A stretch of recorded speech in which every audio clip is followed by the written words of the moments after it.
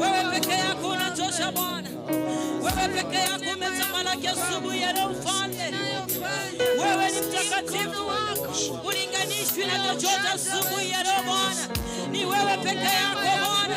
Ni wewe peke yako Yesu. Ni wewe katika hili kanisa Bwana. Ni wewe mahali hapa Yesu. Ni wewe mahali hapa Mfalme. Ni wewe peke yako Jehova. Hakuna mwingine tena atakayeabudiwa mahali hapa Yesu, ila ni wewe tu Jehova. Ni wewe tu Baba yetu.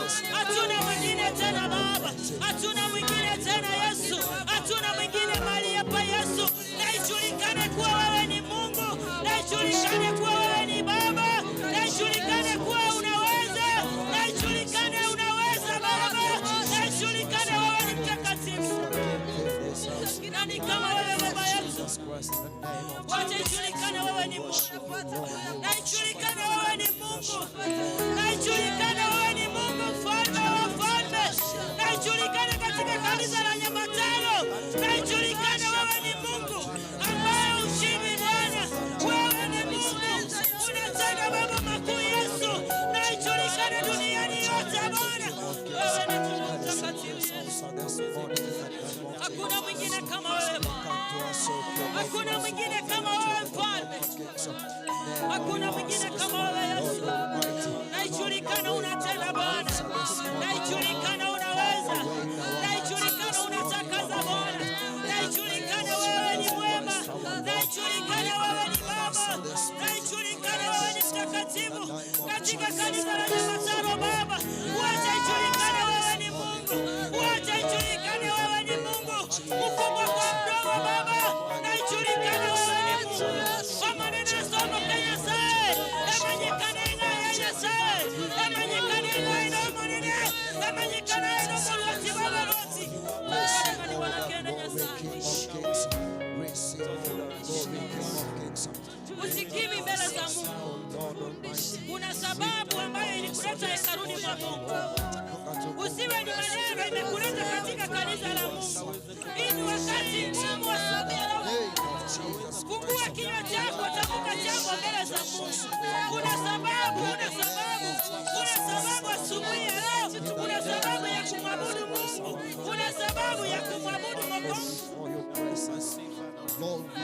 Kuna sababu ya kumwabudu Mungu. Kuna sababu asubuhi ya leo. Ukuingia kanisa, ukuingia hekaluni mwa Mungu tu. Kuna sababu asubuhi ya leo. Kuna sababu. Tamka tu neno mbele za Mungu. Mwambie Mungu unaweza. Hakuna mwingine kama wewe. Evi kombo. Kila somo si wanya sai. Orangeli nyasai. Orangeli omonene. Wazemeni sai. Tigamanyekane ngainuore. Tigamanyekane ngainuore Nyamataro. Tigamanyekane nyasai. Emiaka yosi yabiri Nyamataro monene. Tigamanyekane ngainuore nyasai.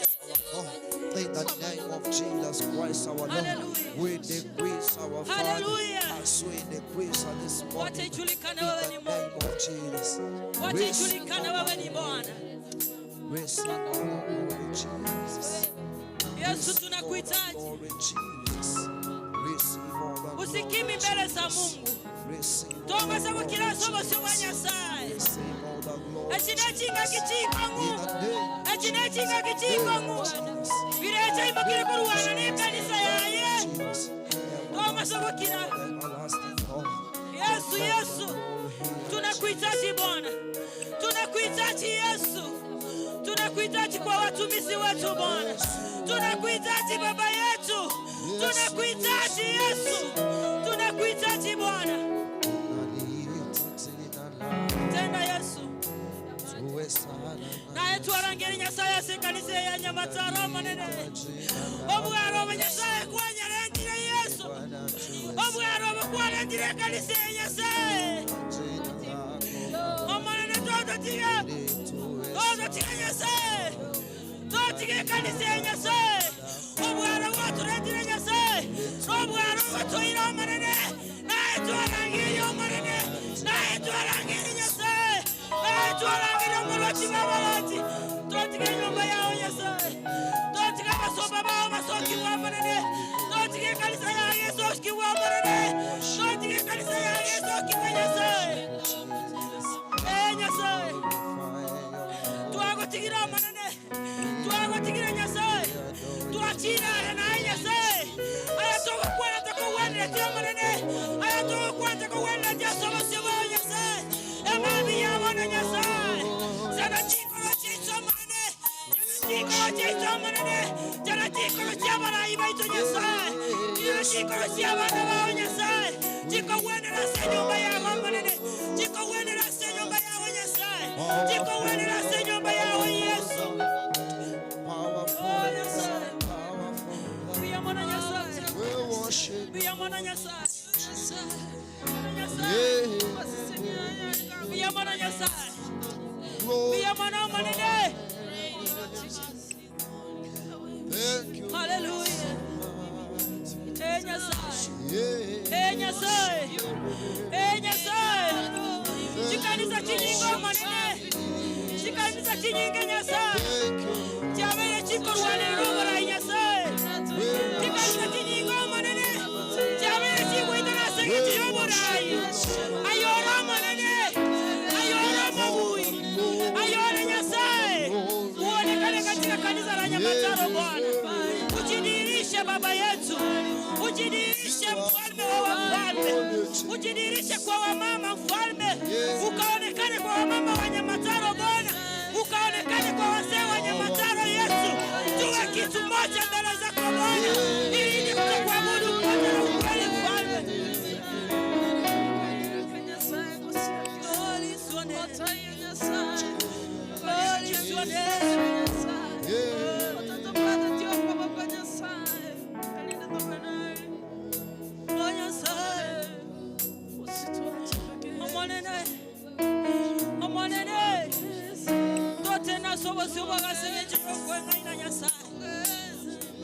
Kanisa ya Nyamataro Nyasaye. Tukugane tianene. Tukugane Nyasaye. Tukugane Yesu. Uonekane ndani ya mioyo yetu Bwana.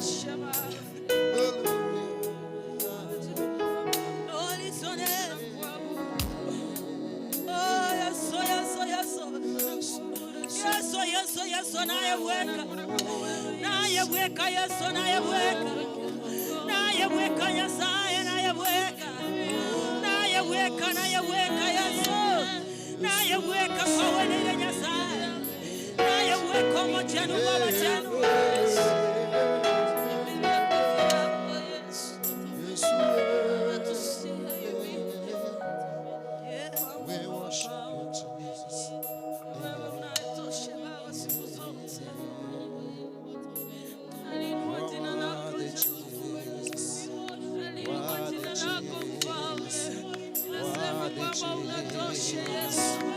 Yeah.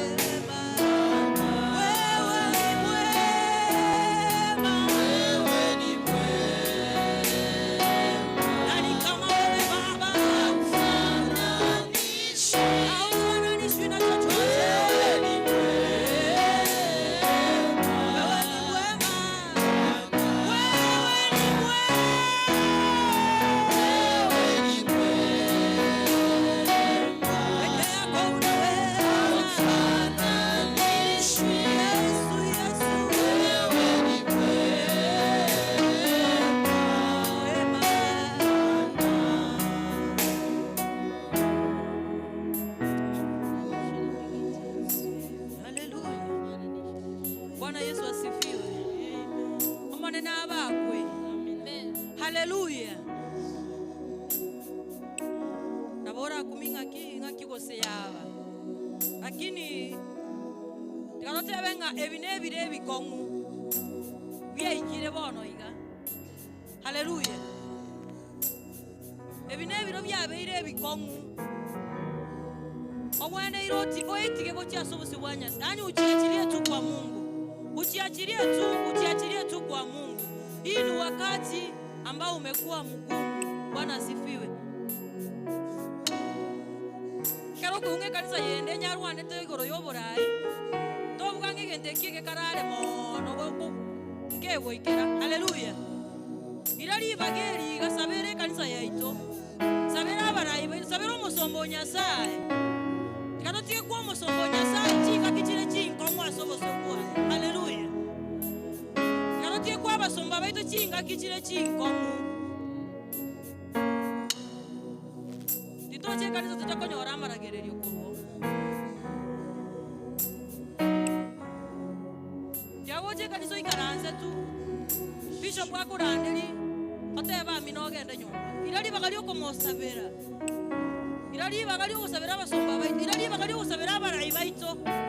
Gasi eteri ngororo iga. Egasi ene enkomu.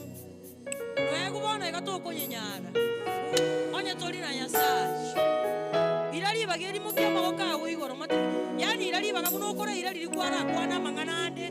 Bono iga naro irari bagakomate inga Nyasaye. Irari bagase kanisa yaito. Irari bagasa abarai baito batabuate bono iga. Haleluya. Lord, we give you worship.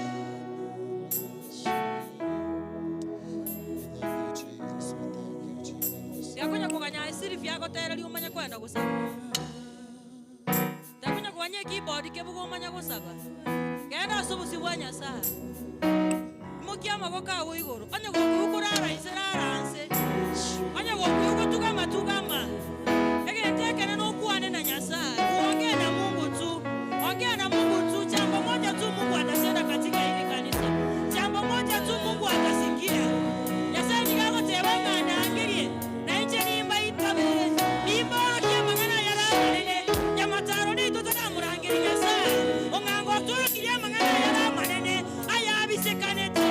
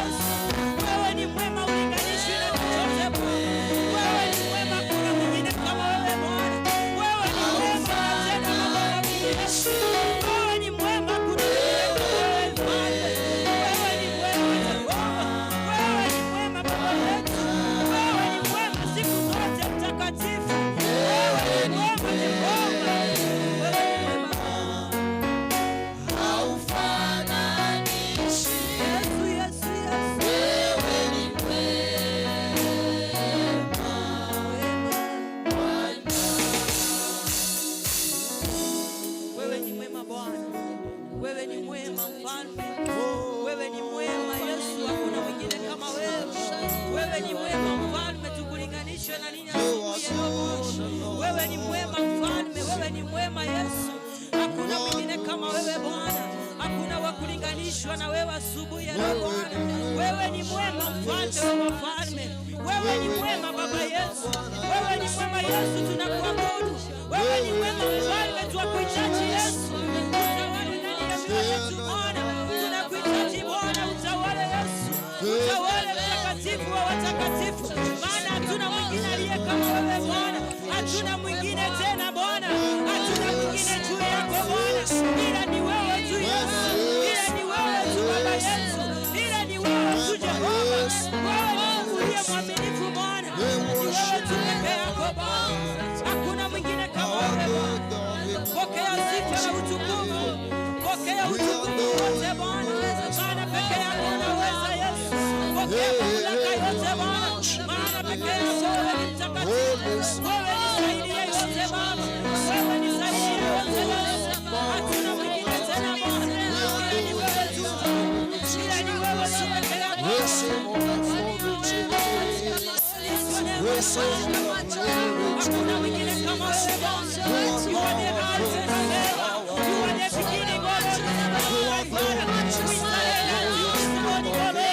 We surrender ourselves to the King of glory. We glorify you, Lord. We glorify you this morning, God. Because you are awesome. Because you are God. Because you are our Father of God. We glorify you, Lord. We glorify you this morning, God. We bow to you, Lord. We bow to you, King of glory. We lift our hands to you, King of glory. You are wonderful. Precious Lord, we give you worship. We in your presence, we magnify you. We magnify you. We glorify you.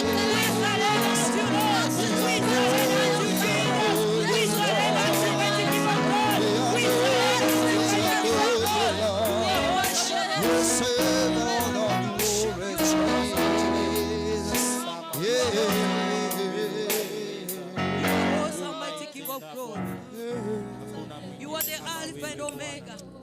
Wewe ni mwanzo wa hili kanisa Bwana. You are the beginning, oh Lord. We surrender to you this morning, oh Lord.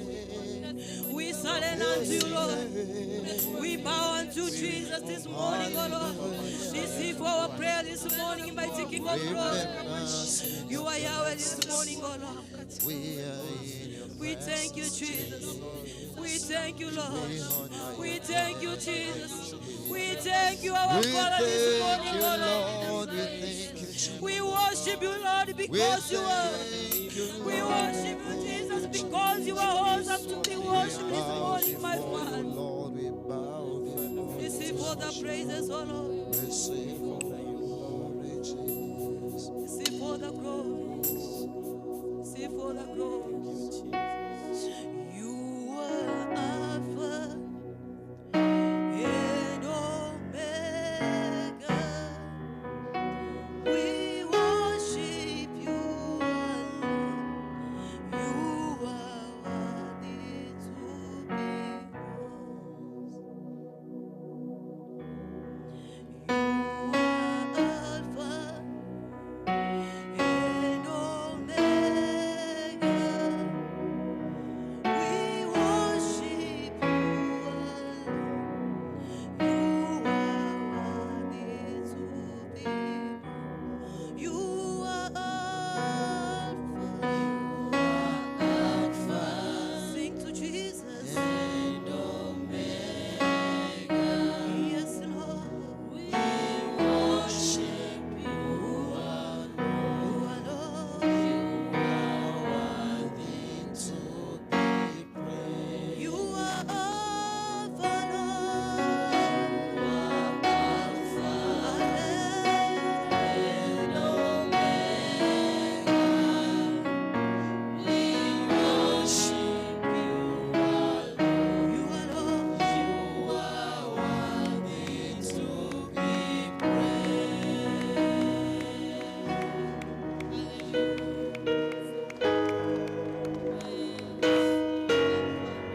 Tumpe Bwana sadaka ya sifa. Tumpe Bwana sadaka ya makofi. Tumwambie Bwana ni asante.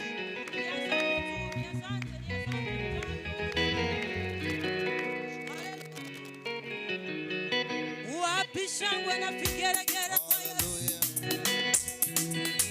Wapi makofi kwa Yesu?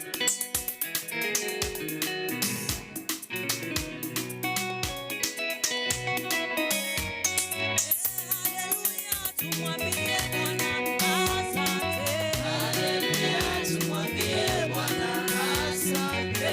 Haleluya, tumwambie Bwana asante. Haleluya, tumwambie Bwana asante. Haleluya, tumwambie Bwana asante. Haleluya, tumwambie Bwana asante. Tuinue mikono tumwambie Bwana asante. Haleluya, Bwana asante. Tuinue mikono tumwambie Bwana asante. Haleluya, tumwambie Bwana asante. Tuinue mikono tumwambie Bwana atawala. Haleluya, tumwambie Bwana asante. Tumwambie Bwana asante. Tumwambie Yesu, tumwambie Yahweh, tumwambie Baba, tumwambie Yesu, tumwambie Baba, tumwambie Yesu, tumwambie Baba, tumwambie Yesu, tumwambie Yahweh, tumwambie Baba, tumwambie Yesu, tumwambie Yahweh, tumwambie Baba, tumwambie Yesu, tumwambie Baba, tumwambie Yesu, tumwambie Yesu, tumwambie Yahweh, tumwambie Baba, tumwambie Jehova,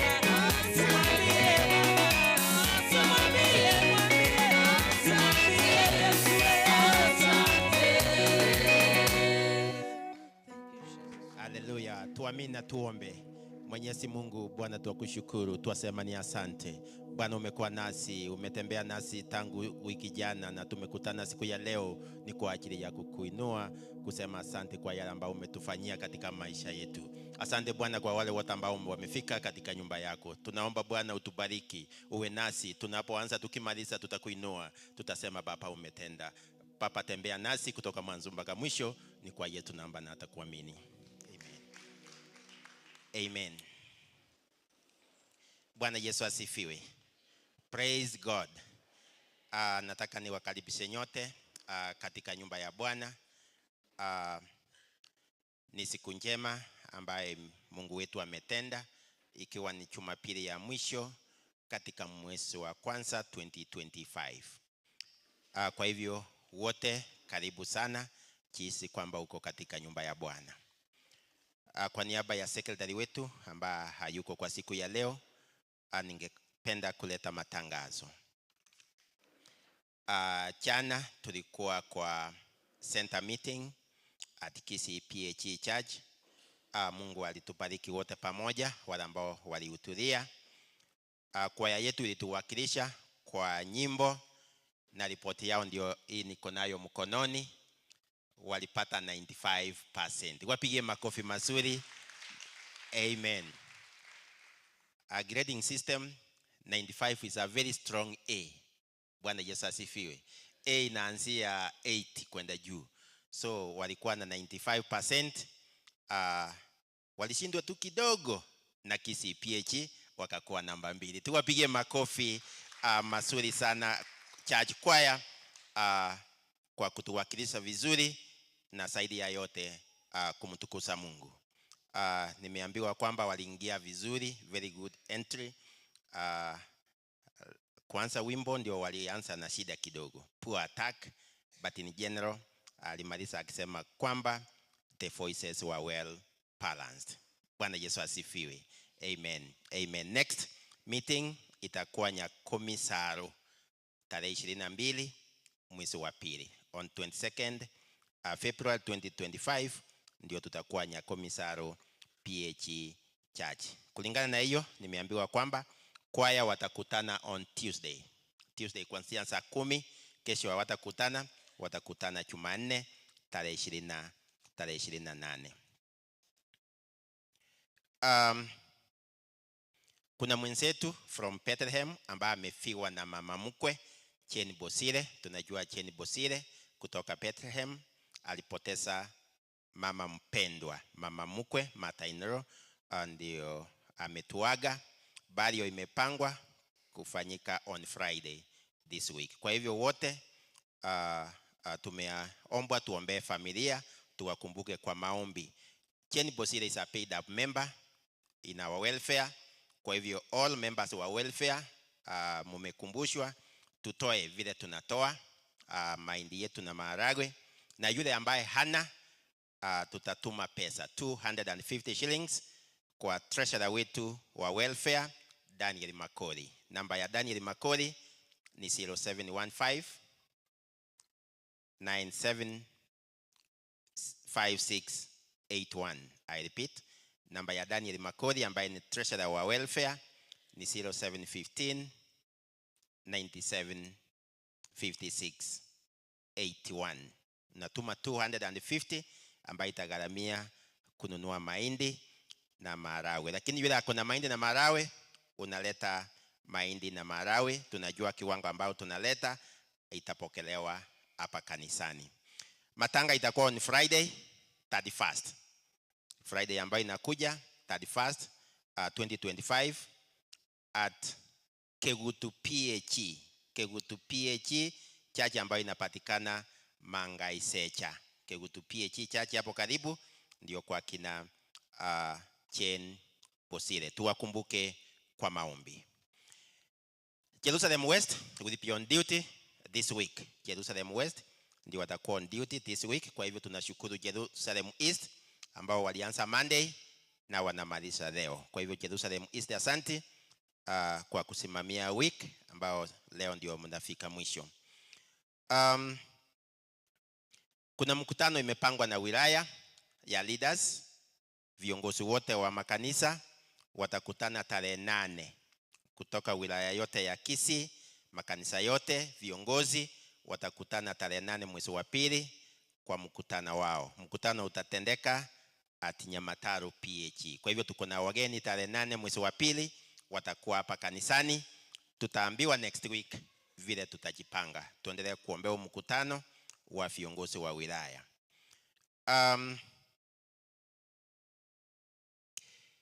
Uchaguzi wa makanisa umetangazwa vile tuliambiwa na Bishop last time kwamba mwezi wa pili na mwezi wa tatu kutakuwa na uchaguzi wa wilaya wa viongozi wa kanisa, sio wilaya. Kwa hivyo tunaulizwa tuombee uchaguzi, Mungu atawale, hiyo tarehe ikifika viongozi wachaguliwe. In Nyamataro PH pamoja na Kisii Center uchaguzi utatendeka tarehe 16 mwezi wa pili. Bwana Yesu asifiwe. Tarehe 16 mwezi wa pili ndio itakuwa siku ya uchaguzi katika kanisa letu ya Nyamataro PH Church. Kwa hivyo members of the body wale ambao wako ndio wanatengeneza, ndio wanaandaa uchaguzi, watatengeneza voters register, and I want to believe itawekwa mapema tujue ni akina nani wanaenda kupiga kura. But I want to believe all of us tuombee uchaguzi na tukue tayari kuchagua viongozi wengine wapya ambao watatupeleka kwa miaka miwili ambayo iko mbele. Ligesa kwa wale ambao wamefuna, ligesa tulete katika nyumba ya Bwana. Ikiwa tumefuna, tusiache chakula nyumbani, tuanze kuitumia before tulete katika nyumba ya Bwana. Ligesa lilitangani, liligia kabisa, tutangane kuleta alalia katika nyumba ya Bwana. Kwa hivyo wale ambao wamefuna, wacha tulete harvest katika nyumba ya Bwana na Mungu atatubariki. Widows ababuraka watakuwa na mkutano wao. Bwana Yesu asifiwe. Naangalia Veronica. Watakuwa na mkutano wao tarehe 1 mwezi wa pili. Tarehe 1 mwezi wa pili itakuwa siku ya Jumamosi ijayo kuanzia saa 3 asubuhi. All widows mumealikwa kwa mkutano wenu wa kufungua mwaka tarehe 1 mwezi wa pili kuanzia saa 3. Kulingana na hivyo nafikiria watakutana baadaye ndio wapange vile mkutano wao wa kufungua mwaka utakuwa. Asante sana. Hiyo ndio matangazo nilikuwa nimepata. Ikiwa kuna mengine yamebaki, viongozi wengine watayaleta. Sasa tutaingia kwa choirs. Tutakuwa na choirs 3 ambao zitatuimbia kwa siku ya leo. Tutaanza na Jerusalem East, tuingie kwa youths, tumalizie church choir. Jerusalem East, tuingie kwa youths, tumalizie church choir. Jerusalem East, karibu na wimbo mmoja.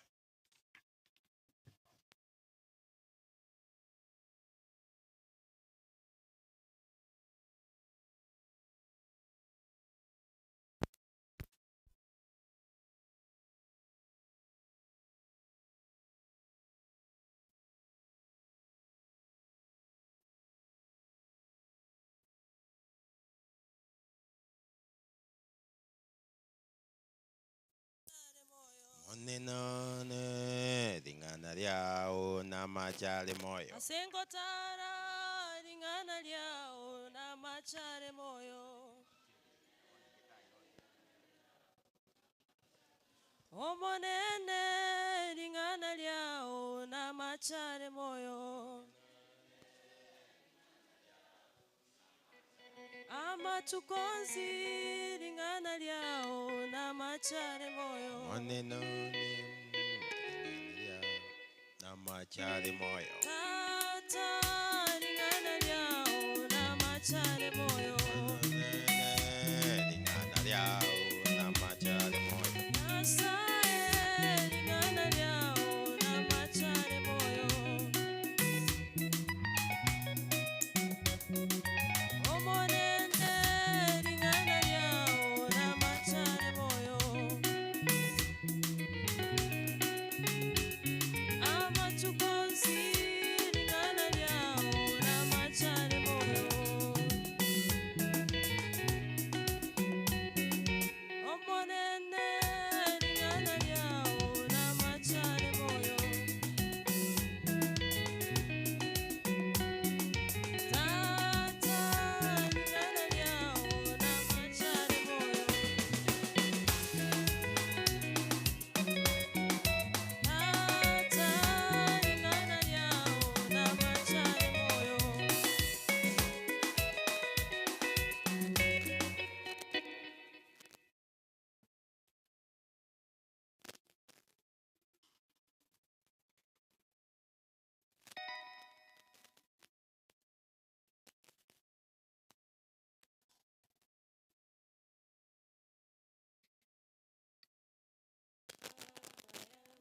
Wana mali nyingi, hushika hazina zote mkononi, fedha zote na mawe ya thamani, na dhahabu zote ulimwenguni. Baba yangu ana mali nyingi, hushika hazina zote mkononi, fedha zote na mawe ya thamani, na dhahabu zote ulimwenguni.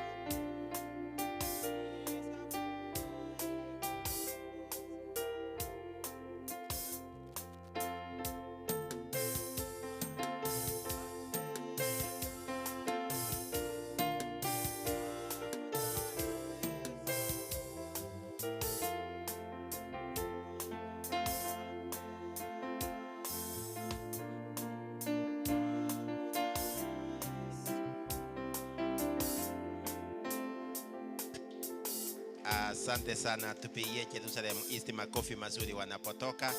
Asante. Youths, vijana wanapokuja, nimeambiwa kwamba widows wabaki nyuma baada ya mkutano. Widows wote wabaki nyuma baada ya mkutano, wapange mkutano wa Jumamosi.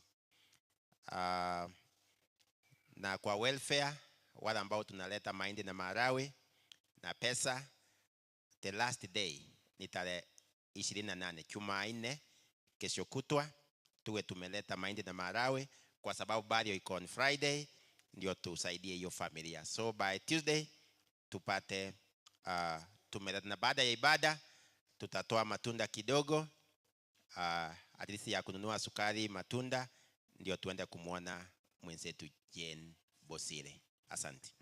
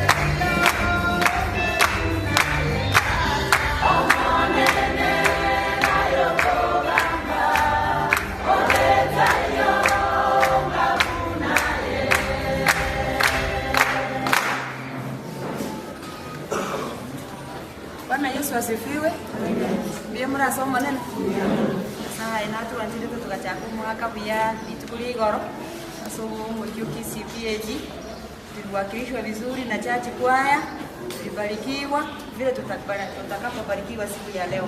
Karibuni.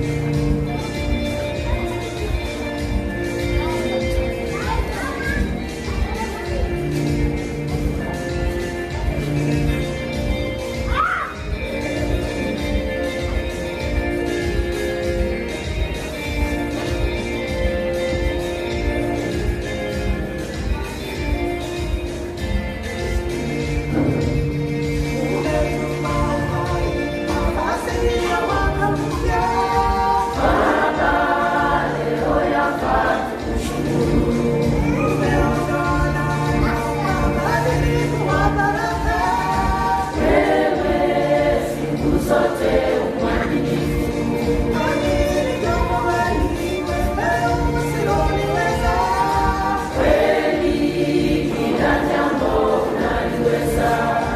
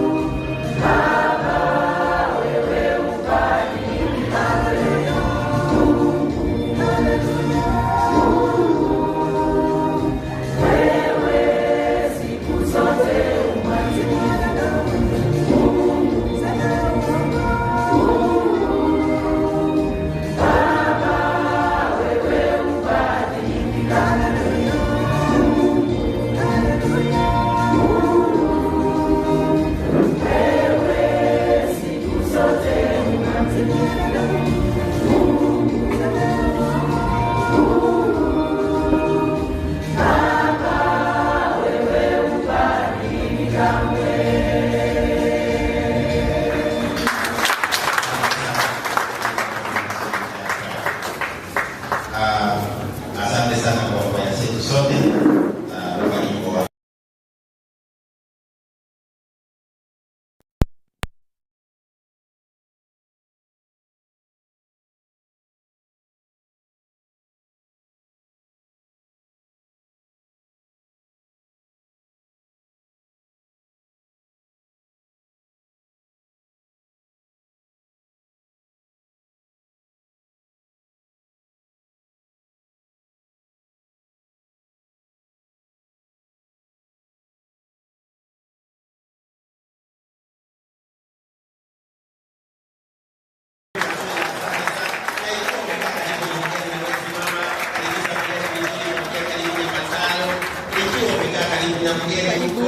Salimia mgeni, mwambie karibu sana Nyamataro.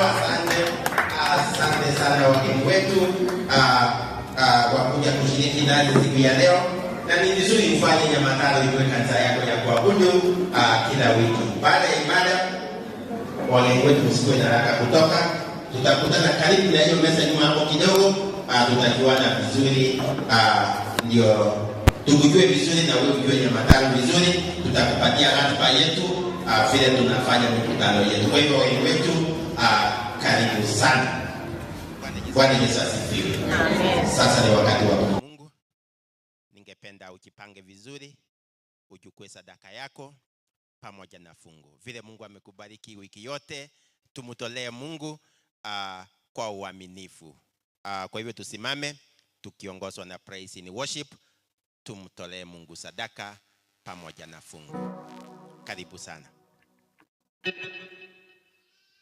Praise.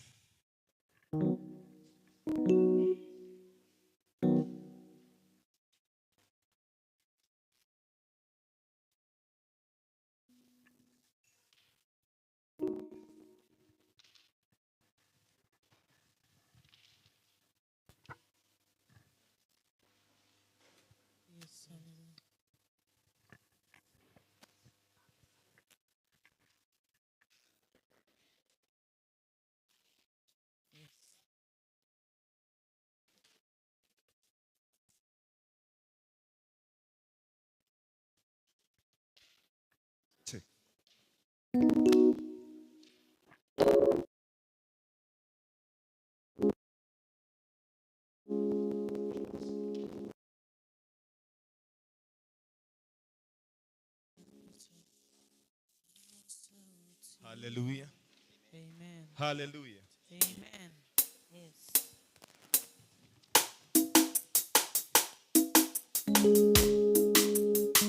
Nasikia vichwa na yake anasema njoo kwangu nikurejeshe.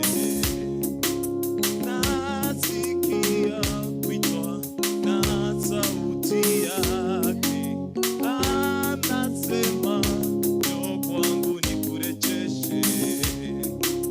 Nikurejeshe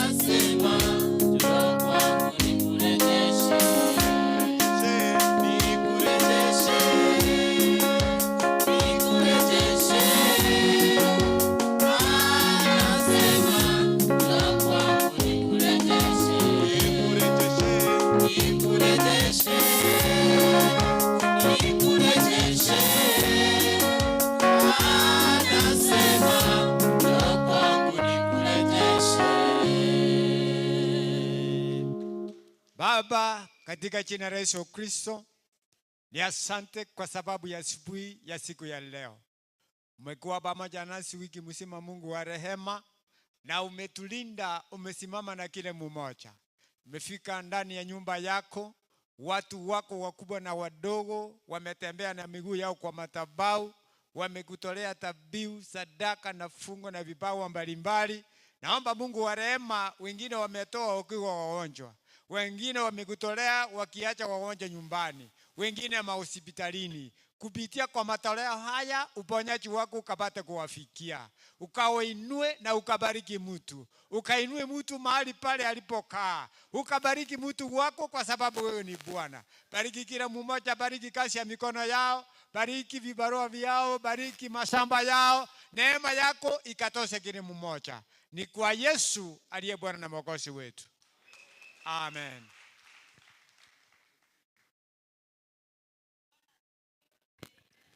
Bwana asifiwe tena. Amen. Jamii juu kidogo. Nani amechoka? Kama umechoka uende nyumbani ulale. Haleluya. Bwana asifiwe tena. Hapa tumekuja kufurahia Mungu, kumwambia asanti. Ametulinda wiki yote. Tuete ile tuno na matanga, tuete ili Kakinga kitu tamwira limbi yamon ayo ingarans tenena onya we koiwete bobelio kara kinyo tuweti baba tenena haleluya twa chingobi yes tindi ko chaka wata muri waka ngobi chingomoyo akara nyasaye chingobi chiri buno kora nyasawo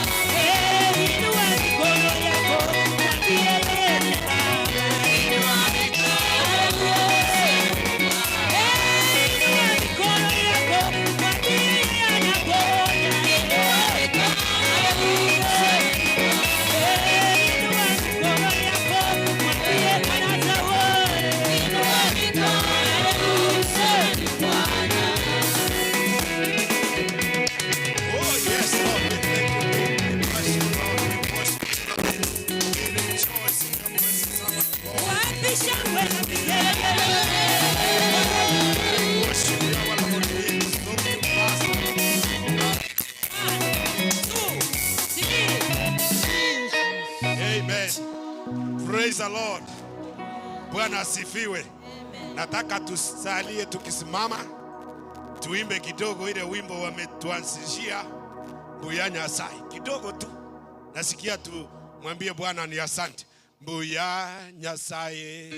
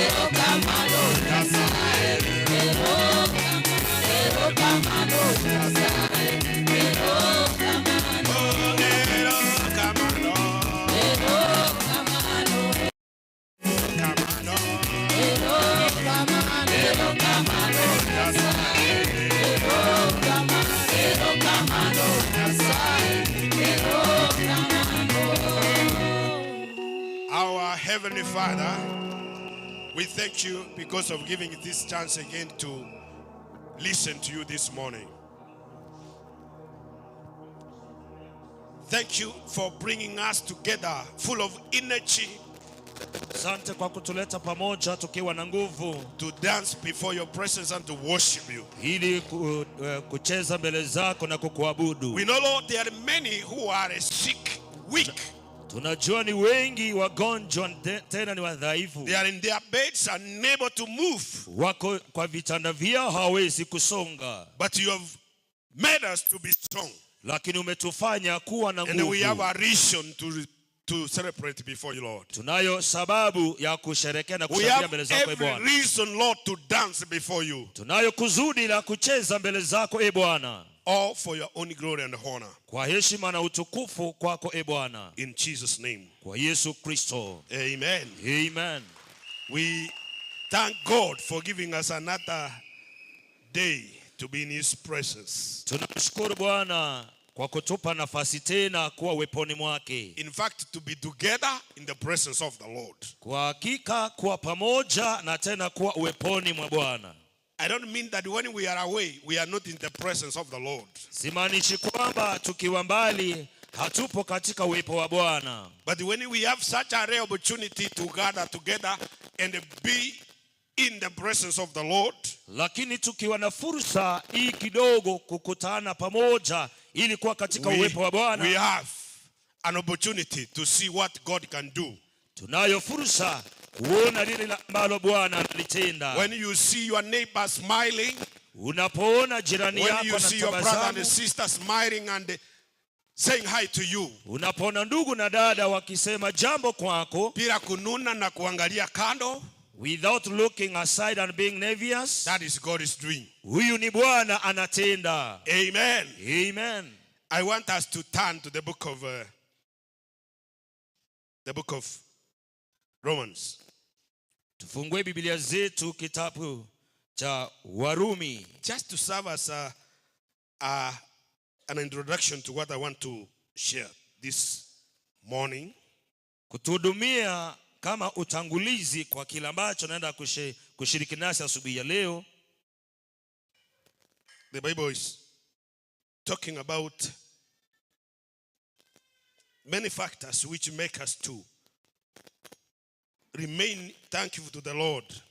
Biblia inazungumzia vitu ambavyo vinatufanya sisi kuwa weponi mwa Bwana. That makes us to remain attached to God. Ili tusalie kuunganika pamoja na Mungu.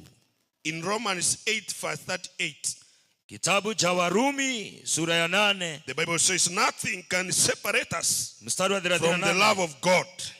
Biblia inasema hakuna chochote ambacho kitakachotutenganisha kwa upendo wa Bwana. Amen. Amen. That there is nothing, as Paul is saying. Hivyo ndivyo Paulo anavyosema hakuna chochote kile. But there are some things that can separate us when we don't have the right connection with God. Kuna vitu vingine ambavyo vitatufanya tusiunganike na Mungu ili kuwa na uhusiano mwema pamoja na Bwana. So I want to take you Nataka nikupeleke the theme of our theme this year as Bishop gave it. Niwapeleke katika lengo letu vile askofu alipopeana. The Bible says in Genesis 12:1. Biblia inasema kitabu cha Mwanzo mstari Verse wa 1 and 2. sura ya 12 mstari wa kwanza na wa Now the pili. Lord said to Abraham, go from your country and your kindred and your father's house to the land that I will show you. Bwana akamwambia Abrahamu, toka wewe katika nchi yako na jamaa zako na nyumba ya baba yako, uende mpaka nchi nitakayokuonyesha. So Abraham is told to move. Kwa hivyo Ibrahimu anaambiwa aondoke. Then the Lord says, I'll make you. Bwana anasema nami nitakufanya wewe. There are 4 things God will make him if he moves. Kuna vitu vine ama vipengele 4 ambazo Mungu atampea wakati atatoka. I'll make you a great nation. Nitakufanya kuwa taifa kubwa. I'll bless you. Na kukubariki. I'll make your name great. Na kulikuza jina lako. And I will make you a blessing. Na uwe baraka. Baraka nitakubariki. And a blessing are 2 different things.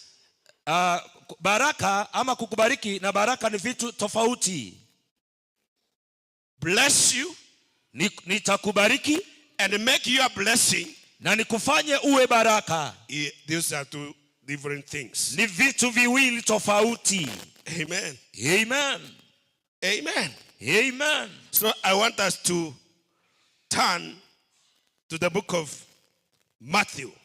Nataka sasa tufungue kitabu cha mtakatifu Mathayo. Chapter 25. Sura ya 20. Verse 20 to 23. Mstari ni wa 20 hadi 24. Matthew chapter 25. Mathayo mtakatifu sura ya 25. Verse 20 to 23. 20 hadi 23. And let us hear what the Lord is talking about. Wacha tusikize tusikie kile ambacho Bwana anasema. The Lord is talking good things. Bwana anazungumza ama ananena vitu vitamu. And I want us to hear what the Lord is now speaking to us today.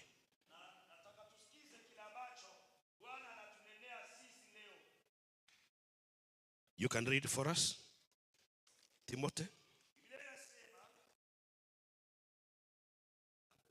Yule aliyepokea talanta 5 akaleta talanta nyingine 5 akisema, Bwana,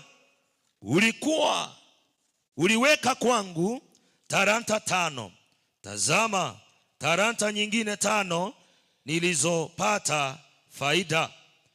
Bwana wake akamwambia, vema, mtumwa mwema na mwaminifu. Ulikuwa mwaminifu kwa machache, nitakuweka juu ya mengi. Ingia katika furaha ya Bwana wako. Akaja Na yule aliyepokea talanta 2 akasema, Bwana, uliweka kwangu talanta 2.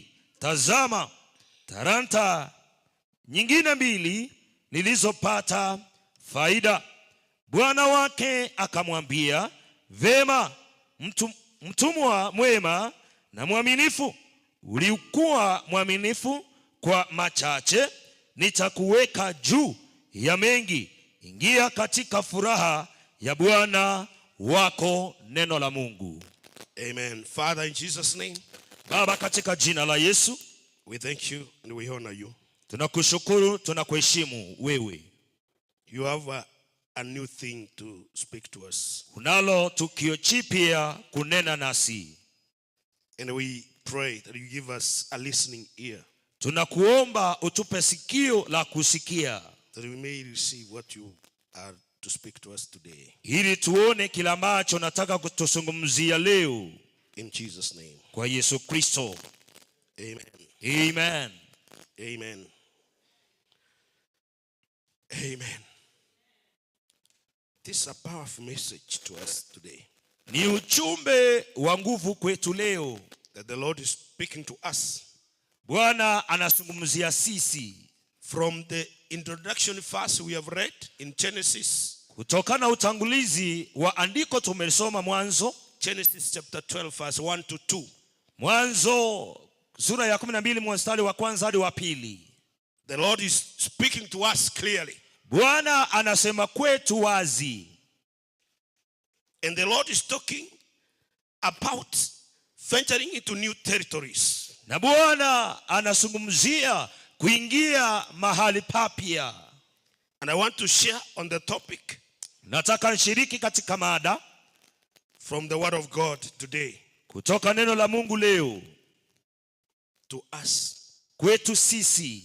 What the Lord wants to speak to us today. Kile Bwana anataka kutuzungumzia leo. Father, we thank you. Baba, tunakushukuru. Let each one of us have a hearing, Wacha Yes. kila mmoja wetu awe na sikio la kusikia. that when you speak to us, Lord, Vile Bwana unavyoenda kutuzungumzia Bwana, we may be able to receive what you want us to hear. ili tukaweze kupokea kila ambacho nataka sisi tukaweze kusikia. In the name of Jesus. Katika jina la In the Yesu. name of Jesus. Katika jina la Yesu. In Jesus' name. Kwa jina la Yesu I thank you. na I bless you. kushukuru na kubariki. Receive all glory Pokea utukufu and wote. honor. In Jesus' name. Amen. The Lord is speaking mightily to us today. Bwana anazungumza kwetu sisi kwa njia kuu. The theme of our year, this year, Lengo letu kuu katika mwaka huu, we have always listened, the bishop give us that message to us. tumesikia askofu wetu akitunenea He ujumbe huo was kwetu. sharing last time Alikuwa anashiriki hapo awali about entering new territories. ya kwamba kuingia sehemu mpya, Entering new territories. kuingia maeneo mapya. The Lord is taking us to new levels of our faith. Bwana anatuchukua sehemu zetu mpya.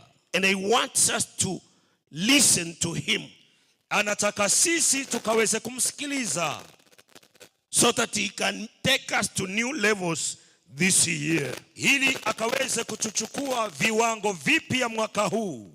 There are things that can stop you from Kuna- entering new territories. Kuna vitu vitakuzuia kuingia sehemu mpya, That can stop you from entering into new areas. vitaweza kukusimamisha usiingie katika maeneo New mapya. levels, new promotions. Viwango vikubwa Maeneo kuinuliwa. mapya. The Lord asks for us. Maeneo mapya ambayo Mungu ako kwa ajili yetu. There are obstacles, hindrances that can stop us from entering into those new territories. Kuna vizuishi ambavyo vitazuzuia tusiingie maeneo hayo, But they must be spiritual. lakini lazima vikaweze kuwa kiroho. The church where spiritual value and knowledge is added. You can call it our church like that. Unaweza kuita kanisa letu kwamba vitu ambavyo ni vya muhimu sana, vya dhamani sana. The first from where we have read in Matthew 25 verse 23. Kutoka andika ambalo tumesoma Mathayo 25 mstari wa 23. These are words from the word of God. Haya ni maneno kutoka neno la Mungu, which is praising faithful servants of God. Ambalo linawapa watumishi wa Mungu sifa for the good work done. Kwa kazi njema ambayo imefanyika. Then there is a reward that follows. Na kuna thawabu ambayo inayofuata. That the principle the Lord is talking to us today. Hilo ndilo Bwana anatuzungumzia leo. That is what the Lord wants us to look at. Hilo ndilo Bwana anataka sisi tukaliangalie. As he takes us through new levels. Vile tunavyoingia katika viwango vipya. As he takes us through new experiences. Vile anatuchukua katika uchambuzi mpya. Where we have read, ambapo tumesoma, the Bible is talking about men who were given abilities to work. Biblia inazungumzia watu waliopewa talanta ili kuifanyia kazi. But there are some things which can stop you from entering new territories. Kuna vitu ambavyo vitakuzuia kuingia katika maeneo mapya. I want to share on obstacles to your new territories. Nataka kuzungumzia vizuishi katika maeneo mapya yako. Obstacles to your new territories. Vizuishi kuingia maeneo yako mapya. Number 1. Kitu cha kwanza is lack of value addition. Kukosa nyongeza ya dhamani. Absence of value addition. Ukosefu wa nyongeza ya dhamani. From the first we have read, kutokana na maandiko ambayo tumesoma, some lacked value addition to what they were given. Wengine walikosa nyongeza ya dhamani kwa kile ambacho walipokea. Because they missed to add some value to what the Lord had given them. Kwa sababu walikosa kuongeza dhamani kwa kile ambacho Bwana aliwatunuku. The Bible says one who was given 5. Biblia inasema moja aliyepewa 5 talents. Talanta 5. Other version says 5,000 talents. Biblia nyingine inasema 5,000 talanta 5,000. He brought 10. Yeye alirejesha 5. He doubled 100%. Yeye aliongeza 100%. That is verse 20. Hiyo ni mstari wa 20. Verse 22, one with the 2, he brought back 400. Biblia inasema mwingine talanta 2 akarejesha 4. And then in verse 24, one with 1,000. Katika mstari wa 24 mmoja alipokea talanta 1. He brought 1,000 the way he was given. Yeye akarejesha 1,000 jinsi alivyopokea. Remember, they were given abilities. They were given those talents according to their abilities. Kumbuka, najua kwamba walipewa talanta kulingana na uwezo wao. I'm talking about barriers or obstacles to your new territories. Nasungumzia vizuizi vitakavyokuzuia kuingia katika maeneo yako mapya. Because we were told the theme of this year is venturing into new territories. Tuliambiwa lengo letu mwaka huu ni kuingia maeneo yetu mapya. Into new frontiers. Kuingia katika mambo ambayo ni mapya. Praise the Lord. Amen. And we are still in the new year. Na bado tuko katika mwaka mpya. We want to get the right information. Tunataka kuingia katika mataifa. We want to get the right information. Tunataka tupokee habari njema. The correct information that can enable us. Habari njema ambayo itakayotuwezesha to enter into those new territories. Zitakazotuwezesha kuingia katika maeneo hayo mapya. Without that information, bila kuwa na ujumbe, you may remain where you have been. Unaweza salia mahali ambapo umekuwa. You may remain where you were last year, even this year. Unaweza salia mahali ulikuwa mwaka jana hata kwa mwaka huu. And the Bible says nothing can separate us Na Biblia inasema hakuna chochote from the kitatutenganisha love of God. kutokana na upendo wa Mungu. Amen. But there are some factors Lakini kuna vitu that vingine can stop you from entering to what God has purposed you to achieve. vitaweza kukuzuia kuingia katika vile vitu Mungu So I anataka want to upokee. share about obstacles, Nataka kuzungumzia vizuishi, hindrances, barriers vitu ambavyo vitakusimamisha, vitakufanya can usiingie, deny you an opportunity to enter into new territories. vitakunyima nafasi ya kuingia maeneo mapya. The Lord's purpose is to see us in new territories. Bwana kusudi lake ni kutuona kuingia He katika maeneo wants to mapya. see us operate in new levels. Anataka tufanye katika nyanja He mpya. wants to see you operate in new promotions. Anataka ufanye kazi katika kuinuliwa He wants kiwango. to see you new areas, new maeneo mapya. Nyasaye agetaka He akora wants to see saragia. Nyamataro operating in new areas.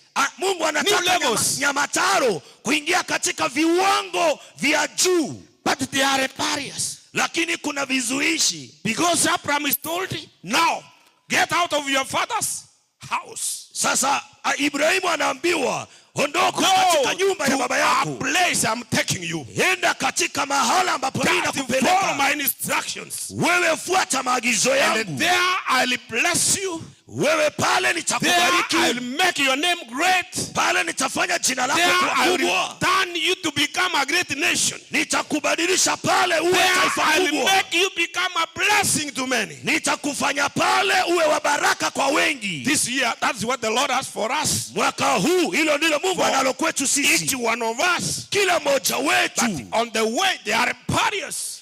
Lakini kuna On the vizuizi. way, there are roadblocks. Katika njia kuna mawimbi. Praise the Lord. Amen. On the way, there are obstacles. Katika njia kuna shida. I want you to know.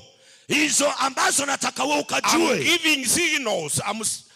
I'm sharing on signs to know those obstacles. Ninakuonyesha tahadhari hizo ukajue vizuizi hivyo. So that you are well informed. You are not ignorant. Ili wewe ukawe na ujumbe, usiwe na When upweke. you see the obstacle, you know whether to apply a brake Wakati unapoona kizuizi, uone jinsi ya kukisimamisha or to fly. ama uruke Which juu. we are to engage and overcome. Ili wewe ukaweze kuunganika na ukashinde. So, by the end of my teaching today, Mwisho wa mafundisho yangu leo, my sharing today, kushiriki kwangu I leo, want you to be able to know, nataka wewe ukaweze to have kujua, the skill of identifying obstacles on your way wewe ukaweze kutambua vizuizi katika njia that yako, can stop you from where God is taking you. vile ambavyo vitaweza kukusimamisha mara Mungu anakupeleka. Praise the Lord. Yesu asifiwe. Obstacles to your destiny Vizuizi kwa hatima yako is my subtopic. ni mada yangu.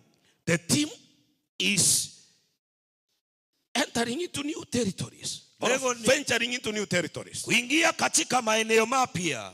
But my theme is barriers to your new territories. Lakini kuzungumza kwangu leo ni kwamba vizuizi ambavyo vitakuzuia kuingia maeneo yako mapya. Number one is lack of value addition. Cha kwanza ni kukosa nyongeza ya dhamani. Yes, you are right. Unaweza weka kigisi kidogo wale wa mama wapate. Lack of value addition. Or absence of value addition. Kukosa nyongeza ya dhamani okoborua kuokomenta egentu kiengenchu. Yeah. We need to call our church Nyamataro PH Church. Iyo tubone tukoroke kanisa yetu Nyamataro PH Church. The church where Kanisa ase value is added. ebintu A church where spiritual value is added. aise kanisa ebintu byake moike byabikomentwa. Amen. Amen. We have not come here to live empty spiritually. Torigo chagaiga tomentwa We komentwa come to get spiritual knowledge, Higo tugu chagaiga tonyore spiritual wisdom ese miyoke moika of becoming better than we came. elitoba abayamono buna kubwatwa So so number one, asige ntege tangani lack of value addition no kobora wo komente can ntokiencho stop you from entering into your new territory Now- where God is taking you. nabo kirago tange gosoa asari nyasaga ne If tyayogende our church is the church where value is added, ase kanisa yetu no ebintu bye then komento it must have believers, weketu arabege not the members, tali abantu who are well informed of the word of God, abali bali n'obumanyi bw'eringana lya nyasaye so that they are able to tell this is the devil's tricks, eryo nali baranya ligoteba obo n'oboleba bwabirecha and this is God's voice. eri n'eryogi lya nyasaye. In Matthew 25, where we have read 20 to 23, ase gitabu kya Matayo 25 23 these words are from the Bible, amang'ana aya nigaru akorwa where sebuku the master is praising asomo nene akobaye babo faithful servants for job well done. abakori emeremo abegenwa semeremo emiye yakorete Then he rewards. eri akanyara koba The rewards follows after job well done. ekewa kikanyara gocha nyuma yo gukora emirimo Because emiya of their value addition. asinge nchoba That is a reward. When you do something, ekero okorege ntekiya when you add some value in the house of God, wakati unaongeza the dhamani Lord katika will nyumba ya always Mungu tell you, well done, servant. nyasaye gakogotebya omukori emirimo omuya But when you lack, lakini ekero okobora just listen how the Lord is saying, tegerero iwe ngana kyomono nagocha well done, you good and faithful servant. biye mono ase mwalimu akorire abegenu abakori emirimo abegenwa Verse 21. emirongo ebere neyemo Well done, thou good and faithful servant. bwana wake akamwambia vema mtumwa mwema na You have mwaminifu been faithful and trustworthy over few things. ulikuwa mwaminifu kwa machache Now,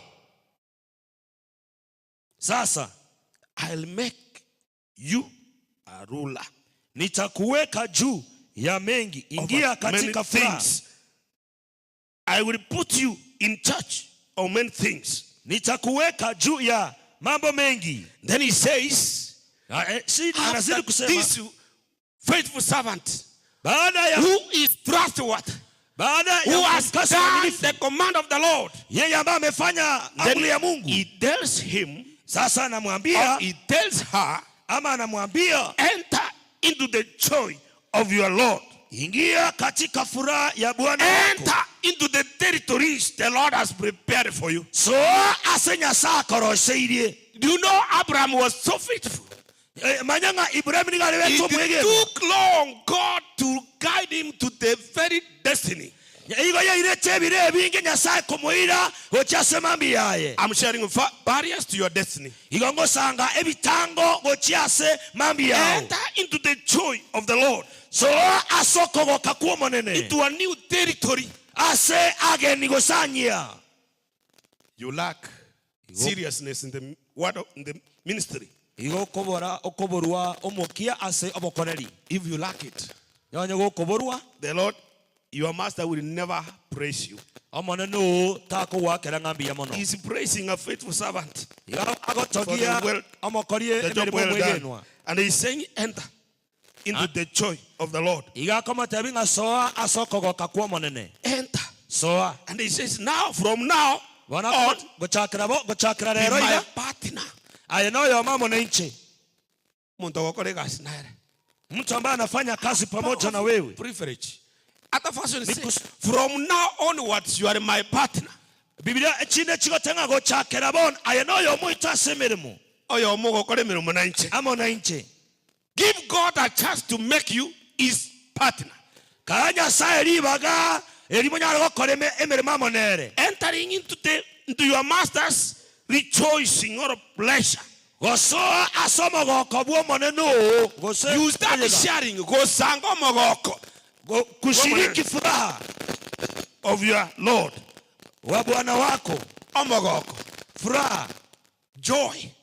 Omogoko. Joy is not omochengo. Praise the Lord. Yesu abakwe.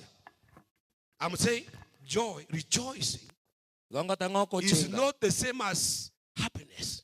Taringa nebe weke no okoba no Omochengo. mogoko. Omochengo. Omochengo.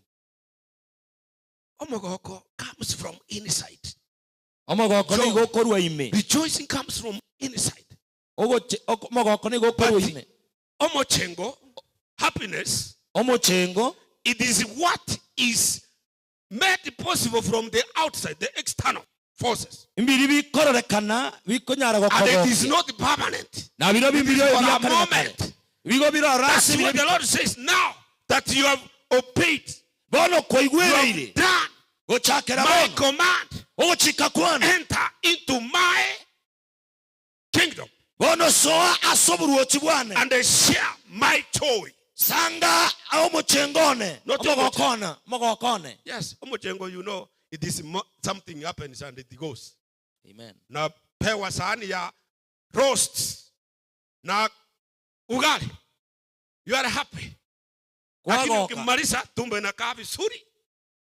After that, endagera you out there, you meet your problems. ane kwaru abu kwa umera And you nemechanda remain in yao. that place. Watigara abu abu. But joy is from inside. Kone no mogoko ni gokorwa It is ime. never affected by the external forces. Terikonyara gosaligwa ne chinguru chia isiko. So the Lord is saying, Seigo mwana nagoteba. into the joy of your Lord. Soa asomogoko bwo moneno. Enter into the new territories of the Soa Lord. asai anyia ya moneno. Don't miss Tonyara kubura. Tonyara kuburwa. that effort of value addition. A chinguru echo choko mentege nteke yia.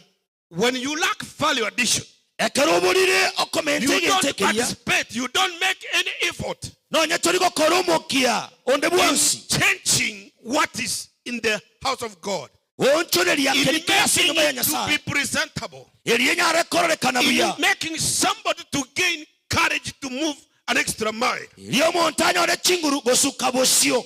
You will not enter Tokonyara the gosoa. new territories. You Asanyia. will not venture into the new Tokonyara kogenda. territories. Asara ageni. Well done, Ombi yako. my good and faithful servant. Vema mtumishi mwaminifu. You have been faithful and trustworthy. Umekuwa Over mwaminifu kwa machache. I will make you ruler over many things. Nitakuweka juu ya mengi. I'll put you in charge of many things. Nitakuweka juu ya mengi. It is through value addition Ni kupitia nyongeza ya dhamani that the Lord can make us rulers. ya kwamba Bwana The Lord is atatufanya going tukaweze to make you a kuongoza. ruler. Bwana atakufanya If uongoze. you who add some value, Ni mtu yule ambaye anaongeza dhamani. the one who received 5, Yule aliyepokea tano he talanta brought tano. back 100%. What? 5,000. Yeye alirejesha 100% ya 5,000. He brought 10,000. Yeye alileta The one who 10,000. received 2 Yule aliyepokea talanta added mbili.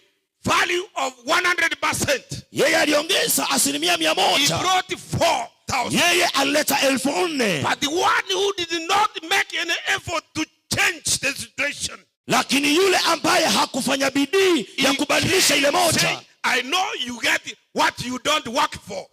yeye akamwambia unapokea kwa kile ambacho hufanyi So I kazi. brought you So kwa hivyo what you nimekuletea gave me. kile ambacho ulinitunuku. He hid it. Yeye aliweka, He alificha. hid that talent. Yeye alificha talanta yake. Are you sitting on your talent? Je, unakalia talanta yako? Are you sitting on that ability God has given you? Je, unakalia uwezo ambao Bwana That will amekupea? stop you from entering into His pleasure. Yeye Joy. atakusimamisha kuingia katika mambo yake ya That dhamani. becomes an obstacle, Hiyo inakuwa kizuishi stopping you from entering into the Lord's joy. kukusimamisha kuingia katika Entering furaha ya into the Bwana, Lord's celebration. kuingia katika sherehe ya Bwana. Praise the Lord. Yesu asifiwe. The Bible says from now on, Biblia inasema kuanzia sasa na kuendelea, be my partner. When God is telling you you are my co-worker, be my co-worker. Bwana anakuambia kwamba uko pamoja nami katika utendaji kazi, A co-worker. mfanyikazi pamoja nami. A partner. A rare opportunity, a rare privilege Ni to do things for the Lord. kufanya vitu kwa Bwana. Praise the Lord. Amen. Come and share my joy. Vema, njoo na Enter furahia into pamoja your nami. master's rejoicing or pleasure. Ingia katika furaha ya Bwana wangu. If you fail to add any value, Kama umeongeza dhamani, if you fail, kama utakosa kuongeza dhamani, you are bound to not to enter into the Lord's territories, new territories. umefungwa kutoingia katika maeneo You mapya will ya not Bwana. enter into the Lord's new territories. Hautawezeshwa kuingia katika maeneo mapya ya As Bwana. much as we say we are now venturing, we are entering into new frontiers, new areas, Hata new kama- promotions. Hata kama tunanena na kusema kwamba tunataka kuingia maeneo mapya If ama you are in the kuinuliwa, house of the Lord, you are not adding any value. kama uko katika nyumba ya Bwana na uongezi, You are not encouraging people to keep going. hawezi kuambia watu waendelee kusonga. Ask God from today. Uliza Mungu kuanzia Tell leo. him today, Lord, Ambia kuanzia leo Bwana, work on my talent. sasa fanya kazi I'm katika not talanta going yangu. to sit on my talent. Sitaenda kukalia I'm talanta not yangu. going to sit on the ability you have given me. Sitaenda kukalia uwezesho But ambao I'm going to umenitunuku. work and produce. Nitaenda nifanye kazi na I'm nilete going zaidi. to add value. Nitaongeza dhamani. Praise the Lord. Bwana asifiwe. Do you know you can add value even by only smiling? Unajua unaweza ongeza dhamani hata kupiga tu tabasamu. You can reduce value by frowning and obitereta abantu. Unaweza ondoa dhamani wakati uko But na when huzuni kwa you uso. smile to people, you are an usher. You usher them in. You are adding value. Lakini unapopea watu tabasamu, And God unawaweka will give you ndani. a chance. God will give you a chance Bwana atakutunuku nafasi to enter into His new territories. kuingia katika maeneo yake mapya. To enter into His new territories. Ili kuingia katika maeneo yake mapya, It doesn't matter what you are going through. haijalishi It unapitia doesn't nini, matter what you are enduring now. haijalishi ni nini unapitia God has sasa. somewhere better is taking you. Bwana kuna mahala pa kukupeleka. Work on adding value Wewe fanya kazi ya kuongeza according dhamani to how much the Lord has enabled you. kulingana na vile Bwana amekuwezesha, Proportionately to the ability God has given you. kulingana na uwezesho Bwana He amekupea. is going to take you to another new territory. Yeye atakupeleka katika maeneo mapya. Amen. Amen. Strive to add more value. Wewe fanya bidii ili kuongeza dhamani zaidi. And encourage somebody. Tia mtu moyo. By so doing, you have just added value. Kwa kufanya hiyo umeongeza dhamani. Discouraging somebody, Usishushe mtu you moyo. are reducing value. Wewe You unashusha are not dhamani. adding any value. Wewe hauongezi dhamani Those who yoyote. came with something on top. Yule mtumishi alikuja na kitu juu zaidi. Two of them Wawili wao came with something in addition walikuja na vitu kwa zaidi, to show how they had invested what God had given them. kuonyesha kwa kile Bwana aliwapokeza. They came with something extra. Walikuja na kitu zaidi, And the Lord tells them, na Bwana anawaambia, you faithful servant enyi watumishi and waaminifu a trustworthy servant, ambao mmeaminika, now enter into the joy. sasa your Lord. ingia katika furaha ya Bwana Enter wenu. into the pleasure of your Lord. Sasa ingia katika furaha ya Bwana It wenu. is by adding value Ni kupitia kuongeza you dhamani are to the house of the Lord. katika nyumba ya Bwana. Can open a door for you Itaweza fungua lango kwa ajili enter yako into a new territory. ili ukaweze kuingia maeneo You are mapya. not only going to venture into new territories physically, Sio walking there. sio kuingia maeneo mapya halisi. We have to do something Lazima tufanye that can jambo touch God, kulingana na vile Bwana that can touch the heart of God. hiyo itagusa moyo wa Bwana. And then tell us now, let me take you to another level. Hiyo itafanya Bwana akuchukue katika sehemu Can nyingine. let God to take you to another level. Hiyo itafanya Bwana akuchukue kiwango You kingine. must do something. Lazima ufanye Don't kitu. sit Usiketi on that ability God has given you. katika uwezo huo Bwana Sit amekupea. on that ability, that talent God has given you. Usikalie talanta Bwana Don't amekupea. hide it and keep it. Usifiche na kuiweka. Waiting and to tell God, I was so faithful. Rudi na useme na kwamba nilikuwa mwaminifu. I have brought you what you gave me. Nimekuja I know nikupe kile you ambacho get ulinipea. what you have not worked for. Umekuja kupokea kwa kile ambacho utafanya bidii. Only thieves can get what they have not worked for. Wezi ndio watapokea kile ambacho hawachafanyia kazi. Praise the Lord. Amen. We need to work for the Lord. Lazima tufanyie Bwana kazi according to our ability. kulingana na uwezo wetu. Don't underrate what you are able to do as at now. Usidharau kile wewe ambacho unaweza fanya leo. God has somewhere better to take us. Mungu ana mahala pema pa kutupeleka. Work on that is moral ability. Hiyo ni uwezesho wa nguvu sana. Always recognize God's hand in your success. Kila wakati shukuru ama sema kwamba ni mkono wa Bwana ambao umekupeleka umbali huu. Amen. Amen. You are not going to make it alone. Hautaweza peke yako. They came.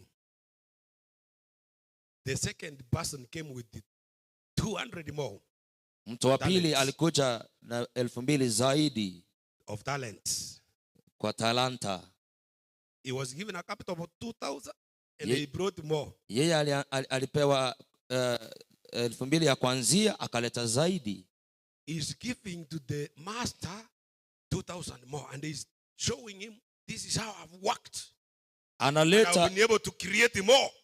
Alileta 2,000 zaidi kwa Bwana kumuonyesha kwamba nimefanya kazi sasa, nimeleta zaidi. On that talent God has given you. Fanyia talanta ambayo Bwana amekupea. God to improve it. Waambia Bwana akaweze kuichochea. Pray God to improve your ability of worship, leading us to worship God in spirit and truth. Ambia Bwana akaichochee ili ukaweze kuongoza watu katika roho wakati wa kuabudu. When you touch the keyboard, ili unapoguza kinanda, you touch the guitar, unapoguza gitaa, when you lead us in worship, unapotuongoza katika kuabudu, add value to people.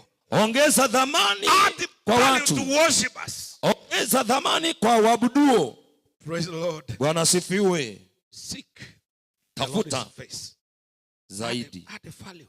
Ongeza dhamani. Add value to this house of God. Ongeza dhamani katika nyumba ya Bwana. Value you add. Hiyo dhamani ambayo unaongeza will make people to start seeing a different. Itafanya watu waone njia mpya. Things in a different way. Waone vitu kwa njia nyingine mpya. Amen. Amen. I want to give you another barrier. Nataka nikupatie kizuishi ambacho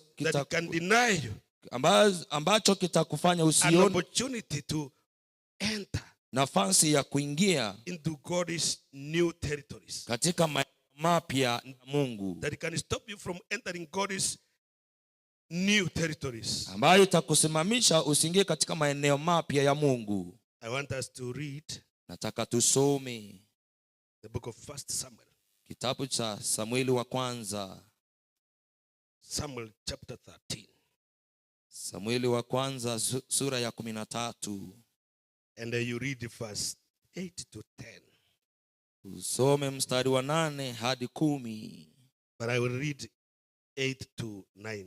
Lakini nitasoma mstari wa 8 hadi wa 9. As you get that, unapopata hilo, I read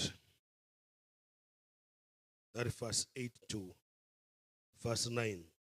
Soma mstari wa 8 hadi 9. So waited there.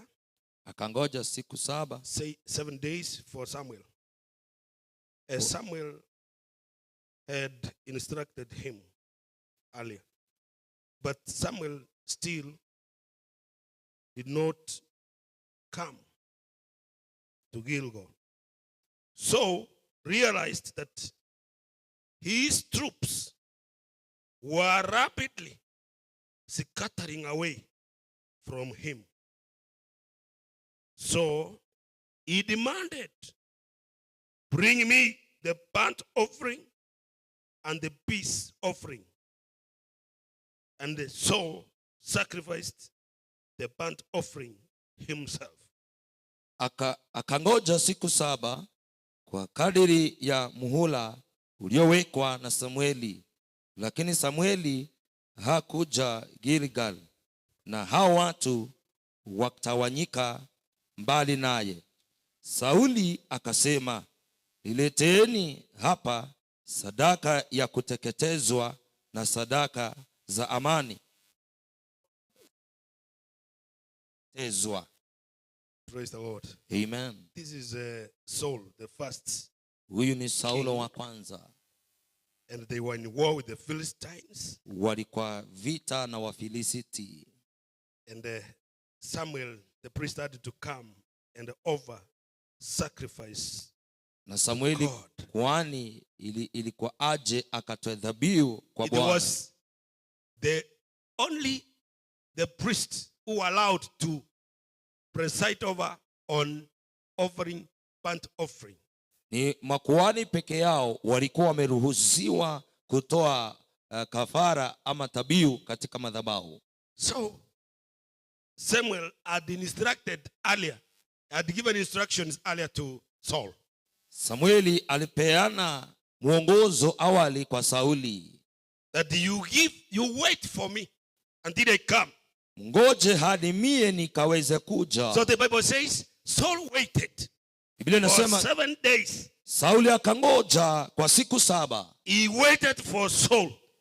Akimngoja Samueli. Because Samuel had given instructions. Kwa sababu Samueli alikuwa amepeana maagizo. That I will come after 7 days to give. Nitakuja kadiri ya siku 7 ili nikatoe. So the Bible says Samuel never came to Gilgal. Kwa hivyo Biblia inasema Samueli akakawia kidogo. Now Saul is impatient. Sasa hapa Sauli amekosa kungoja. Subira.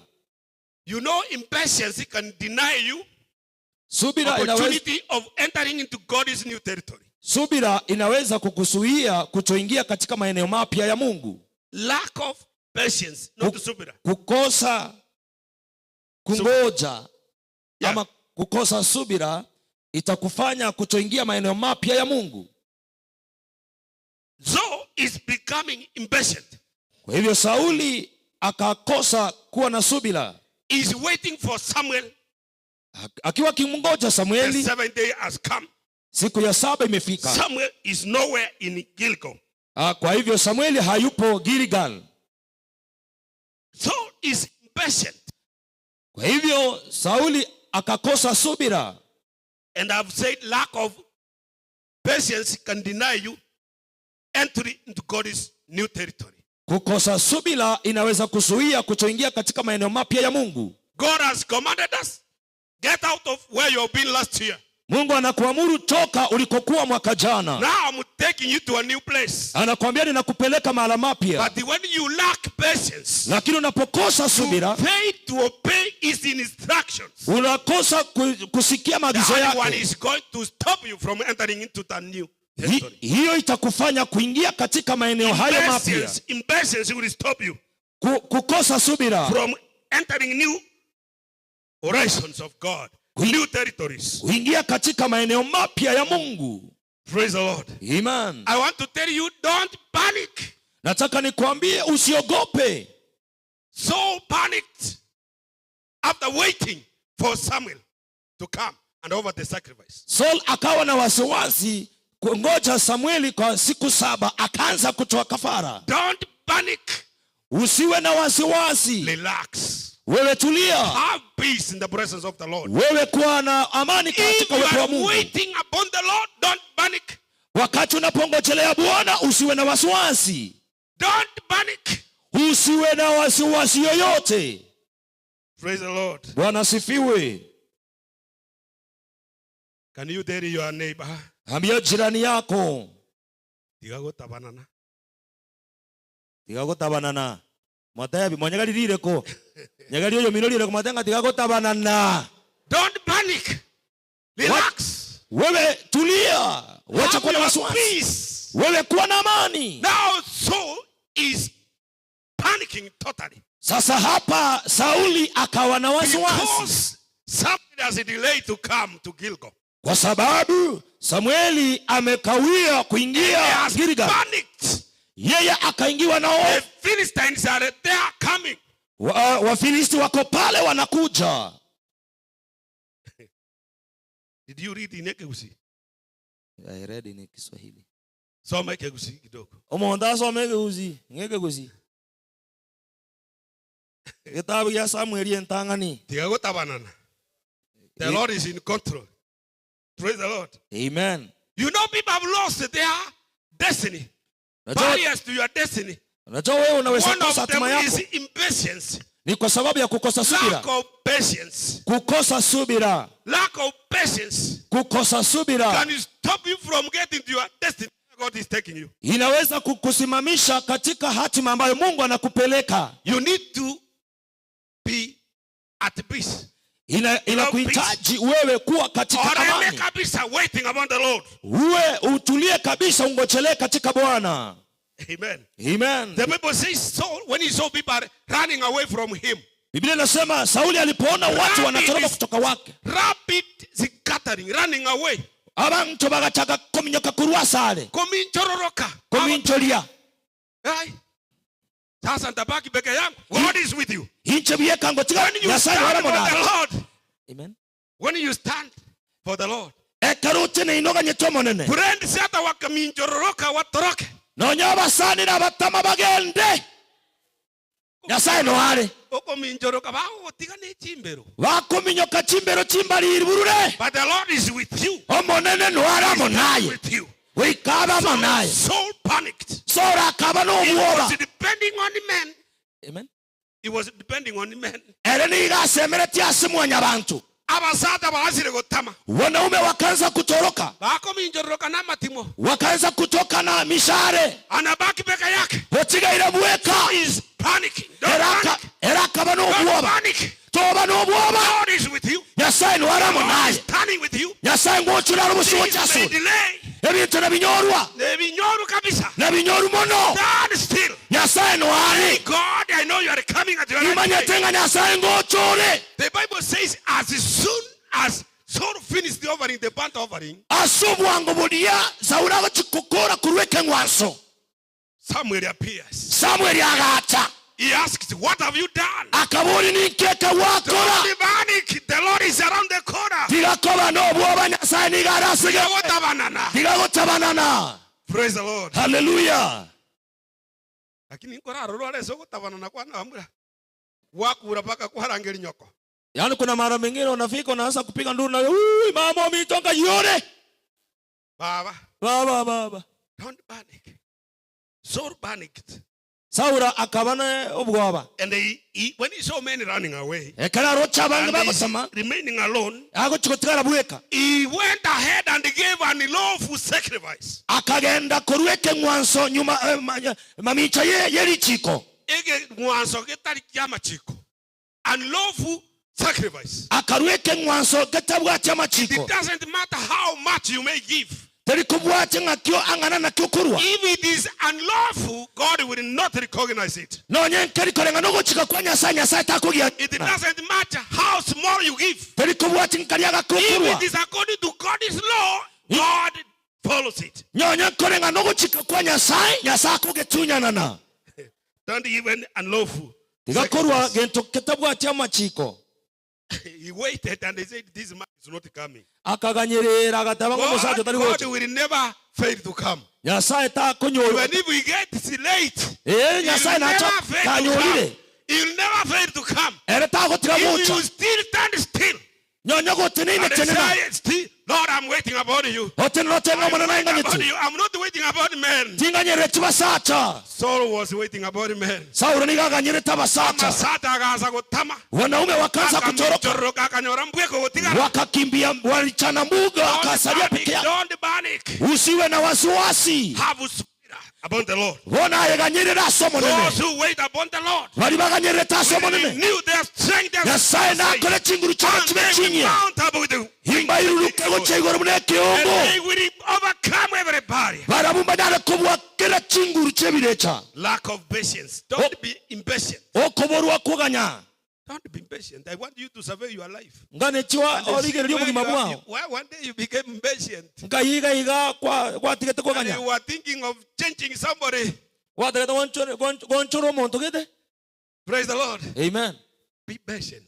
Kabo mongora. The Lord will never let you down. Nyasaye ta kugosoki pi. So this King Saul failed by just panicking. Omo ruote Paulo akaso no mondo no bwaba. His troops were running away.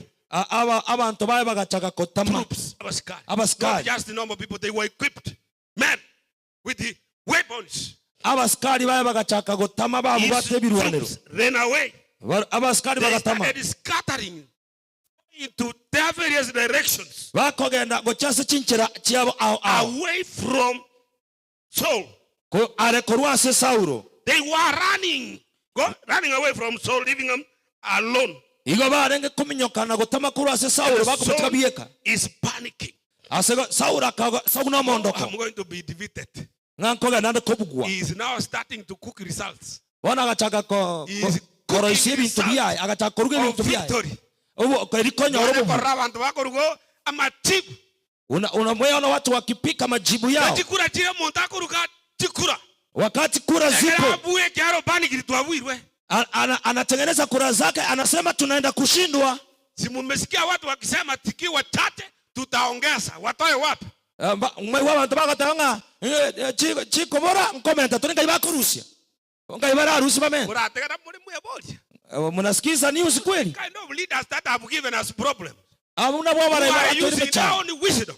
bako tumyo bo They are not patient. mbabri no They kuganyira want to become rich overnight. igo bagane chikoba batene nkubo They tukulyo want to become rich overnight. igo bagane chikoba bo tuko Cooking their results like you saw. bakuruga machibu Entering ya Saulo into their territories which don't belong to them. bago so ase atawele tubara I goso want to tell you, when you force yourself to enter into a territory kandi chingatenga hokwebe teri goso ase which God has not designed for you, nyasatara rosia singicho yao your problems will never stop. emichando yao tego tiga kobao Your chaos will never cease. emichando yao teko gotiga So sorrow is panicking. asego Saulo kabano mondoko And I've said, like Kenya, where people want to become rich overnight. mina natebira abantu Kenya bagane chikoba batene nkubo tukobo tukoba Many mo Kenyan politicians want to get rich before they come out of it. kera bana siasa bagane chikoba batene They kutoka are chikoso not kurwa want there to be servants, but to enrich themselves. wele ne batete koba basomba lakini batete wetene kura bwa banyene This is the situation sorrow is facing. eyenere ehali Saulo The akomera na monera troops, men who were studying with him were leaving him alone. kera abasikari barenga mara bachakira mutikati They are kana running away and he is remaining alone. bagachaga kominyoka bagatigara His bweka trust was on these men. Don't let your trust be on men. ogo semeli kwa ye kwa nga saba sachaba The Bible tobe says- kogo semeli kwa saba Cast out those whose trust is on men. Biblia go tebanga oragera liwo muntu oyo bega togo semeli kwa ya so muntu Amen. amen You need patience. yega ne tobe no kuganya Patience to make you stand. okuganya koragera tenene When storms are throwing. ekara eguragura chigocha You need patience even in manning and managing your resources. nonye nigoga ne ti oganyerere chibesa na gotwara bomanye na kigo chigotumia ebintu bya How kwanyolire to manage your resources. na kiora rendo botene You kubori need kwanyolire patience. Saul had no patience to manage his resources. Saulo Men and God. tarenge no kuganyira korenda ebintu Troops byaye have run away. abasikari batamire He is remaining with God. yotigaire na nyasaye You should know how to handle yourself when you remain only with God. igo owane tikumanya inakyo okokora ebintu ekara gwatigana nyasaye You need the patience Igo- in manning your resources, running your resources with the wisdom. igega ne tie obe no kuganya engaki okunyara korenda kutumia rasilimali zako Patience, you need the patience. You need unahitaji kuwa na subira wakati umepokea panji ama kipunde cha pesa unaziambia tulia kwanza nitakupanga mwenyewe Umepata contract umeunda 200,000. kwa rosi ile sa contract 200,000 A breakthrough. akora ratmoka 200,000 hiyo ni clean profit you made. profit ya 200,000 kwa rosi nengia Then because of lack of patience, onye tuli no muntu wokuganya now you say people should know. wana goika abantu bamanye Panicking now. wasa go panic Resources make you to panic. chibesa chagera Come out of your head. Now people should know. wana goika You abantu go bamanye and book a 5-star hotel room. kwagenda alio 5-star hotel A 5-star hotel room. room ya hotel ya 5-star A 5-star is a very big hotel. Sio kioski ya karibu hapa. tali egiosi kya bosonga kwana na Nairobi gose Mombasa Ile yetu iko 5-star ama 3-star. ile to 5-star ile centrista Ile ni wale mmefika nyakwa hiyo ni 3-star. bali mwikire nyako ile Oike 5. kawike 5 Kali sana. ile hotel ya Ngong mono Hiyo 200,000 unaanza enda room ya 5-star hotel, umepanic. Chibase jeri 200 okare room enyombe bwate jiru muisano. Hotel umepanic. yejiru muisano. You go to 5-star hotel. 5 star. Yani grade kaigoro. Kaigoro kebuete nya hotel. Unaenda zaidi ya Nyakoe. Ufanisi. Unaenda ufanisi. Kebuete bindo kwa Nyakoraga. Kwa genda Hilton. Unaenda huko Hilton. Waka ni 20,000. Unalipa 20,000. Haujakula? Upanigeti. Uko na wasiwasi. Tumanye timne room ego tumeka. Tunaona uokie taya. No kubeka maji. Ule sambe kana wesibi. Haujui hata kuwasha taa, hata shawa hujui kuweka on, unaweza jichoma mwenyewe bana. Don't panic. Usiwe na wasiwasi, kuwa na subira. Tigawa koraki. Yakuahirira. Yagutabanana. Yagutabanana. Praise the Lord. Amen. Those can stop you from entering into the Lord's territory. Ibyo mbigo tange korwa gosoa asanya You now anyasa. plan, you have got it. You have got a breakthrough. God has worked. Nyasa okorire mirimo ebintu kwa You nyoni. now plan to fly a business class instead of economic class. Odede ko yuruke biashara yigoro. Odede utange biashara. Niende na taxi kutoka Kisumu mpaka Kisii. Olanga na taxi Jose tanga wano, digano ne taxi kutoka Kisumu kutoka Bosongo. Ama taxi kutoka Kisii kucha hapa kwako ni Mataro. Unalipa 600. Onye kwali nete boda boda waka na 100. Si ni vyema ungepanda boda boda ulipe 100. Zingine weke. Opani kikora kwa bove. Unatetemeshwa ba. Itakustop from entering where God has said we are entering into. Itakuzuia wewe kutoingia ambapo Mungu anasema tuingie. Lazima tuwe smart. Who are moving with the Lord. Wala ambao wanasonga pamoja na Bwana. Don't go for something which you cannot sustain. When the Lord has opened an opportunity. Usiende katika kitu ambacho akita kusongesha wakati Mungu amefungua mlango. You know, God always gives us opportunity and want to see how we are managing, handling that. Mungu kila wakati anatutunukia fursa, anatazama jinsi tunaishughulikia. Unafanya kitu hivi. Wako lege ntoiga. Like a profit of 50,000. Kwani ile profit yeli wa 50. You go for a handset, a mobile phone of 20,000. You have not paid rent. Kwako leo simu yeli 20 tora akane rent. Ngoja kwa yoni wale shilingi 2,000. Utakuta kuyuza 2,000. You are panicking. Wewe uko na wasiwasi bana. Don't panic. The Lord, if the Lord has made a way for you. Kama Mungu amefungua njia kwa ajili yako. Be sober mind. Don't panic. Kuwa na mawazo ambayo yametulia.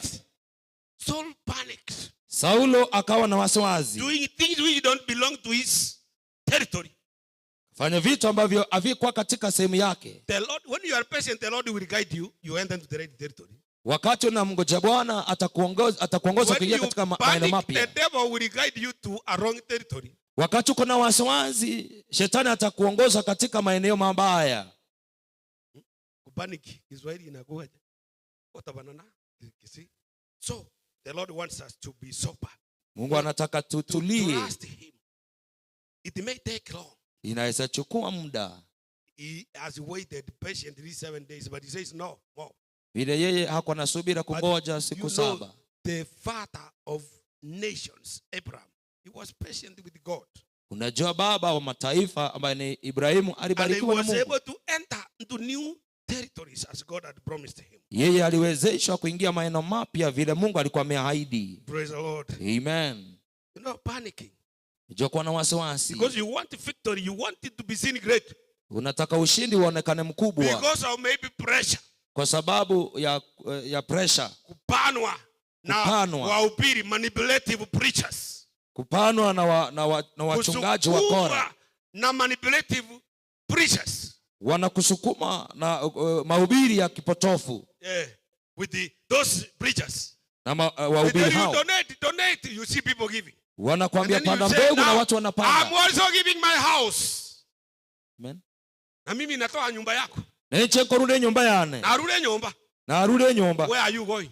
Unaenda wapi bwana? Utaenda kulala wapi na bibi yako na watoto? Kayo chikora na mukao na abana bao. Kora rore mbeo iguru. Praise the Lord. Amen.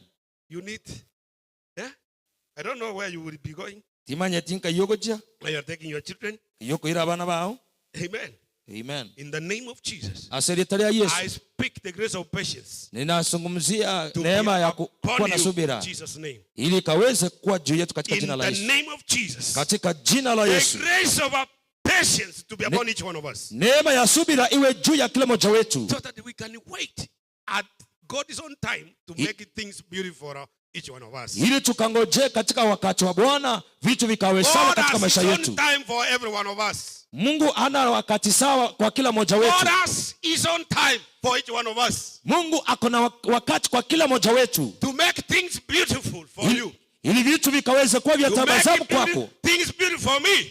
Ili Bwana amefanya kwa ajili To yangu, make it beautiful things for me. ili kufanya vitu vikawe vya tabasamu kwangu, To make things beautiful to you. ili afanye vitu vikawe vya tabasamu That is kwako. why I say I speak the grace of patience upon each one of you. Ndiposa ninasema neema ya subira kwa kila mmoja wetu. The grace of patience upon each one of you in the name of Jesus. Neema ya subira juu ya kila mmoja wetu katika jina la Yesu. Tigagotabanana Wacha kupanic atuamenyira nyamataro sana. ya kwamba tumekaa hapa Nyamataro miaka mingi. Yoganyete kwa motevini Nyasaye. Kila ambacho nangojea umemwambia Mungu. Ana wakati wake.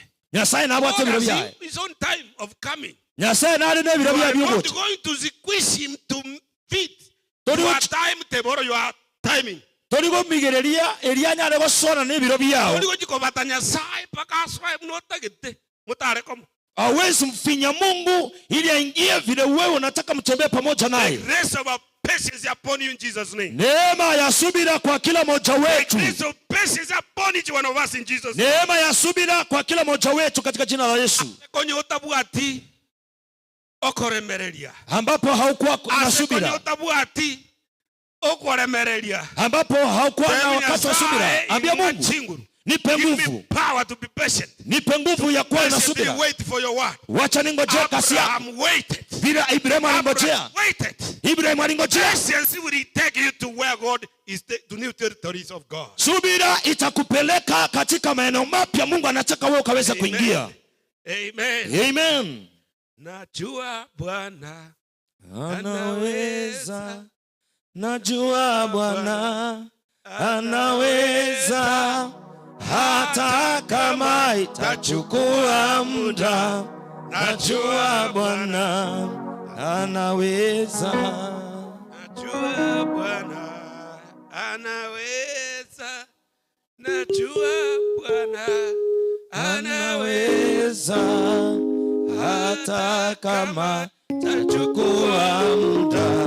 Najua Bwana anaweza. Najua Bwana Anaweza. Najua Bwana anaweza. Hata kama itachukua muda. Najua Bwana anaweza. Najua Bwana anaweza. Najua Bwana anaweza. Hata kama itachukua muda. Najua Bwana anaweza. Najua Bwana Anaweza. Anaweza. Hata kama itachukua muda. Najua Bwana anaweza. Anaweza. Anaweza. Hata kama itachukua muda. Najua Bwana anaweza. Father, in Jesus' name we thank you. Baba, katika jina la Yesu You have tunakushukuru. spoken to us, Lord. Umezungumza nasi Bwana. Thank you for enabling us to go through. Asante kwa kutuwezesha kuendelea. Tumepitia Bwana Amange twayete ile. vizuizi ambavyo vinaweza kufanya watu wako wasifike mahali unawachukua. Ebitango bigotanga abantu bao tibaikasoka Lord, we nitikobaye. have gone through 2 barriers. monene tweteire ebitange bingi that can stop your people from getting to their destination. biko batanga tibasoa ase agia Barriers that can stop your people from entering to the new territories. ebitango bigotanga abantu bao tibasoa katika maeneo mapya Barriers stopping people to enter to your destiny. ebitango bigotanga abantu bao tibasoa mambia yao. Lord, we pray monene tuwasabire that you give us the grace monene toe obiya to be patient. Give us, enlarge our patience. monene toe omoyo bwokoremereria Enlarge our patience. Even where we were about to give up and they just ran away. gariya oboremereri bwaitu asitwarenge angego kwa moyo na gutama Where God people are almost giving up. ase abantu monene bari angego kwa moyo na They gutama have given up and said, God is nowhere. baikire batebera God monene is not going tayo to come. monene tari Your guchugucha time is coming, Lord. ebiro byao cha biro Your monene right time is now, oh Lord. ebiro byao mbono This year I pray, Lord, nasabira that omwaka we are oyo going to increase our efforts. ingano chigo kinyo kunyara You are waitu going to give us spiritual empowerment noto echinguru chake moika to be able, God, to add a value ili tunyare komente in the body gentekia of Christ. asiritira Yesu In the body of Christ. aso mubiro Kristo Help us Yesu to add a value. itumenyare komente gentu Help us to add a value tokonye tumente in the body gentu of Christ. aso mubiro Kristo Help us, oh Lord, tokonye monene to maybe patient. ili tunyare ko baba ya Patiently wait upon you. tutwara oboremereria At your kukuganyirira own time, ase biro byao bya you bene will cause us to mount up with the wings no tokore nyasaye tuiruka uchigo nechimbaba over, yes, in the name of Jesus. ili tunyare kobwa ebitango byonse asiritira Yesu Yes, God, give us, increase our patience monene kinia okuganya so gwitu that we can learn to wait upon you. ili tunyare gwesomya In the kuganya name kurwaso of Jesus. asiritira In the Yesu name of Jesus. asiritira Yesu Amen. amen Amen. amen Nataka tuimbe. atere totere Najua Bwana anaweza. tumenya nyasaye kwa korale As one of also what can enable us to enter into new territories. ili Bwana atuwezesha kuingia katika maeneo mapya. Bishop said that we give some matunda. Tupeane machungwa, So we give matunda, then I will sit. tupeane machungwa ya kwenda kuona dada yetu Jane. We can stand up and sing. Tunajua Bwana anaweza. Weza hata kama itachukua muda, Wapi ile pastor? jua Bwana anaweza, anaweza, anaweza hata kama itachukua muda, najua Bwana anaweza, anaweza, anaweza Tusimame hata kama itachukua hatujamaliza ibada. najua Bwana Anatoka. anaweza, najua Bwana najua Bwana hata najua najua sema najua Bwana Bwana hata muda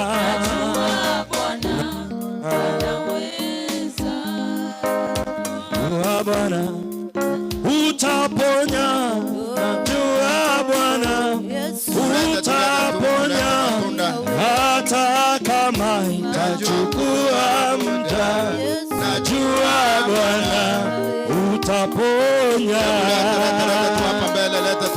najua unaponya, najua hata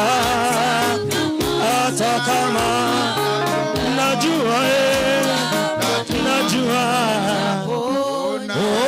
najua Bwana unainua, najua Bwana unainua, hata kama achukua muda, najua Bwana unainua, najua wainua wakati wako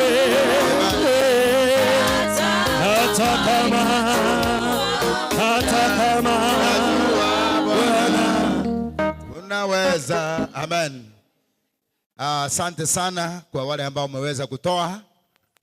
Ni vizuri tuweze kushiriki pamoja na wale wanaolia.